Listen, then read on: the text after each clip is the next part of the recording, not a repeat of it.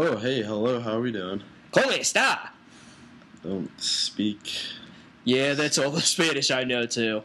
But the reason I brought that up is because today we are looking at Collide with the Sky by Pierce the Veil. And the reason I started off with the Spanish is because Pierce the Veil is a San Diego post-hardcore band that ever since its first album has been incorporating tiny little mariachi Spanish music themes into their music. And I say the word tiny because that's how it was on the first two albums.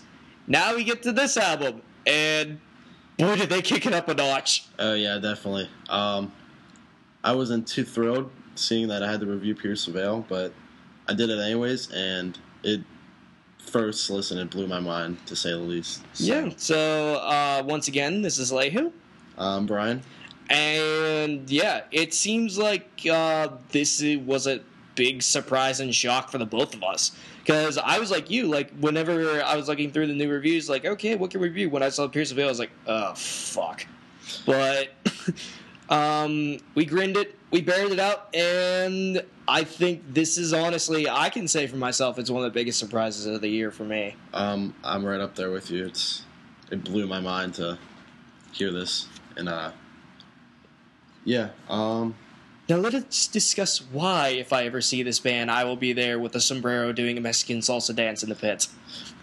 Well, I guess first thing that maybe changed it changed their sound a lot. I feel they got a little heavier. The songs are a lot more upbeat. They're not like awkwardly like slow and musically like bland. I don't know. It's just their music, even to say the least, just caught me off guard and a lot more upbeat. I'm happy to say the fact if we ever go to see this band again, it's not going to be like they're out of place when we go see them. Yeah, when we saw it today, remember, I was just joking around. Like, no one gave them a serious, like, listen. I was sitting back there with Trayvon, and Trayvon just looks up at his hat and sees it's a San Diego hat, and he looks at them, and they're like, we're from San Diego. He's like, oh, god damn it. But I honestly feel bad now because I do kind of want to see them. We missed out on them at Warped Tour. If I knew this is what we were in for, I would have been right there with you at Warped to see them. Seriously. But I've always loved Vic Fuente's voice. Like, back in the Isles and Glaciers days, his parts there were just really great. And, like, he's had a great voice, but, like... That is one thing I've always had to give them credit for the fact that the problem that I've always had with Pierce the Veil is that their songs structurally, I think, just never mesh together fully. No, they don't. I think every album that they've had, though, they've gone a step in the right direction.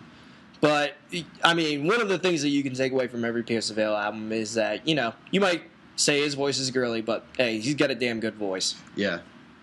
And it fits a lot better in this album. Like, the previous albums, yeah, you could say it's a lot girlier and it was, like, slow and all that, but now it's more upbeat and, like, there's a little more screams, a little heavier.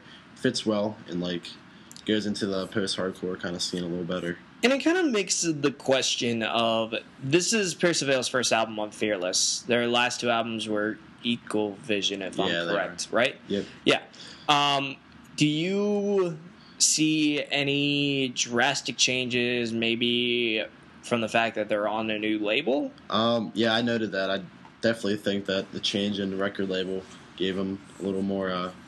creative freedom? Yeah, a little more freedom, maybe a little more different outlook on, like, what they can do, and maybe the other bands on that label gave them some inspiration, and they saw what maybe I don't know if labels have anything to do with that. What do you think Bo Boken did? Went over and he's like, hey guys, you know what? You guys are all talented musicians, but your music is for pussies.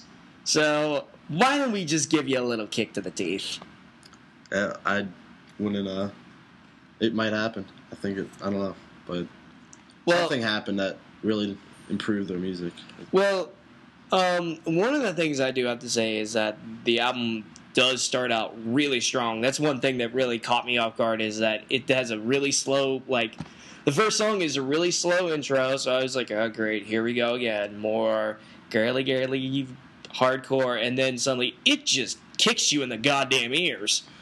Yeah, it starts off really great, like Hell Above, and then Matching Ooh. to Water, just two really like they're a lot heavier songs than they've ever even done.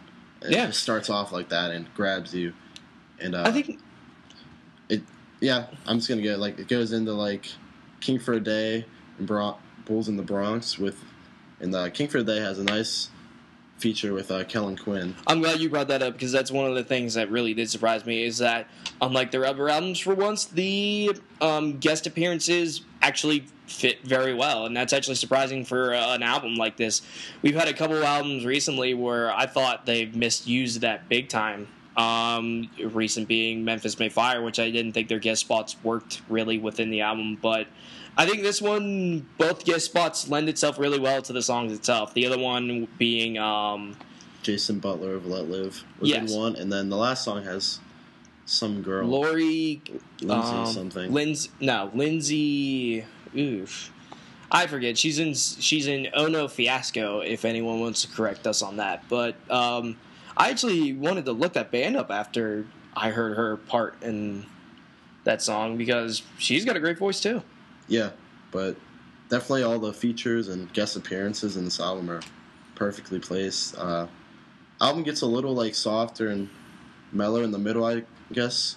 But like it ends strong and wraps up nicely. It's just keep your attention the whole way through. That's one thing I did want to note is that I started to feel like I wouldn't say halfway, but 3/4 of the album they started going back to their old sensibilities, and that's when the album kind of loses its surprise and wow factor because they're just going back to their old tricks.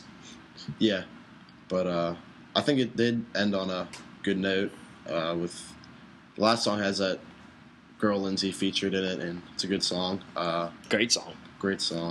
But you know what it reminded me of? It reminded me back to the days when Escape of Fate was actually good. Yeah. And what song was it? Harder Than You Know? Mm-hmm. On the second album. It reminded me back to that where it's just like, wow, a metal band actually makes a good slow song. Yep. Oh, well, it actually reminded me of a Sober Scene and Shipwreck in the Sand with Lights on the last song. That's a great song. Yeah, see, I like that. Yeah, I didn't listen to that album as much as you guys, but I see your point. I think, though, your opinion, because it doesn't sound like the softness part bothered you, but it really bothered me because it was just that fact of like, wow, this is so surprising. Like, these guys actually got heavier. They learned. And then when that softness came in, I was like, crud.